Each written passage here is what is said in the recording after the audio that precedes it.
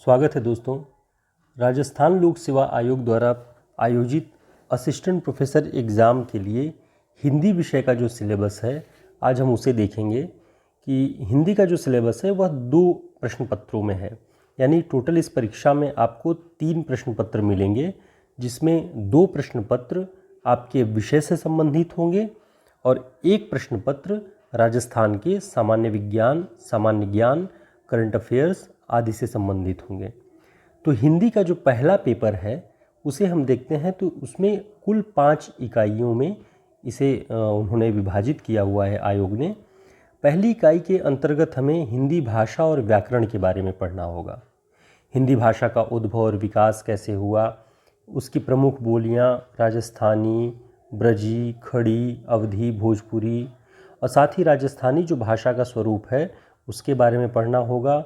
और राजभाषा हिंदी की जो संवैधानिक स्थिति है, देवनागरी लिपि की विशेषताएं और उसके मानकीकरण के बारे में, हिंदी व्याकरण की मानक वर्णमाला, शब्द, शब्द निर्माण, उपसर्ग, प्रत्यय, संधि, समास, वाक्य भेद, संज्ञा, सर्वनाम, क्रिया विशेषण, संबंध सूचक अव्यय, ये सारी चीज़ें हमें इकाई 1 के अंतर्गत पढ़नी होगी।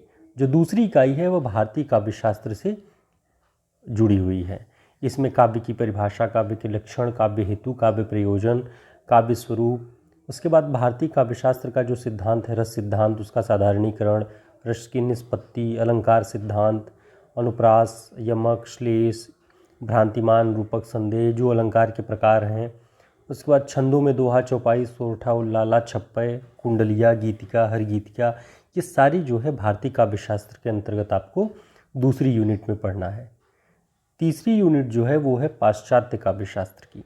इसमें आपको प्लेटो का काव्य सिद्धांत, अरस्तु का काव्य सिद्धांत, उसमें अनुकरण, विरेचन, त्रासदी, उसके बाद लोनजाइनस का जो उदात्तता का सिद्धांत है, क्रोचे का विव्यंजनावाद, कॉलरिज का कल्पना सिद्धांत, इलियट का परंपरा और निर्वैयक्तिकता का सिद्धांत, मार्क्सवादी साहित्य चिंतन, उत्तराधुनिकता, विखंडनवाद, ये सारी चीज़ें आपको यूनिट 3 के अंतर्गत पढ़नी है।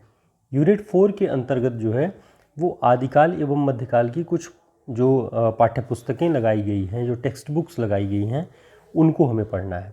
उनमें पृथ्वीराज रासो का पद्मावती समय, कबीर ग्रंथावली श्याम सुंदर दास जी के संपादकत्व में जो है उसके 20 पद, मीरा की पदावली, भ्रमर गीत सार आचार्य रामचंद्र शुक्ल का जो संपादन में है, ये हमें आदिकाल और मध्यकाल के टेक्स्ट के रूप में पढ़ना होगा। आगे इसी में है जयसी ग्रंथावली, कवितावली तुलसीदास, बिहारी रत्नाकर, जगन्नाथ दास रत्नाकर, घनानंद का जो कवित्व है विश्वनाथ प्रसाद मिश्र के संपादन में, ये हमें आदिकाल और मध्यकाल के टेक्स्ट बुक में पढ़ना है।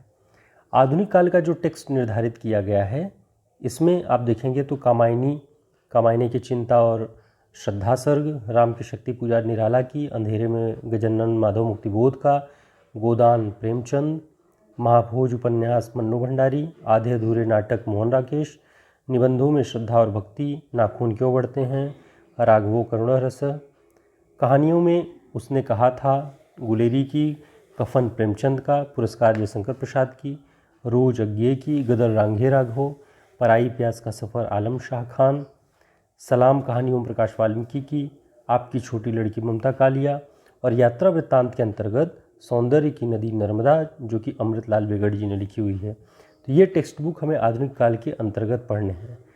अब देखेंगे कि इसमें जो पैटर्न ऑफ क्वेश्चन है तो वो ऑब्जेक्टिव टाइप के सारे प्रश्न पूछे जाएंगे परीक्षा में।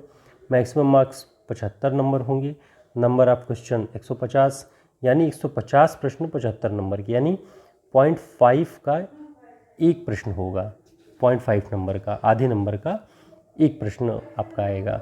ठीक, ड्यूरेशन ऑफ पेपर 3 घंटे का पेपर होगा आपका। All questions carry equal marks, सारे प्रश्नों के उत्तर बराबर होंगे। There will be negative marking, और नेगेटिव मार्किंग भी होगा यह परीक्षा। तो हिंदी का जो पहला पेपर है हम उसके 5 यूनिट के बारे में देख रहे थे कि 5 यूनिट के अंतर्गत हमें क्या क्या पढ़ना है हिंदी के फर्स्ट पेपर में। अगले वीडियो में हम हिंदी का ही जो दूसरा प्रश्न पत्र है उसके बारे में जानेंगे कि हमें क्या पढ़ना है। तो मिलते हैं अगले वीडियो में, तब तक के लिए बहुत धन्यवाद।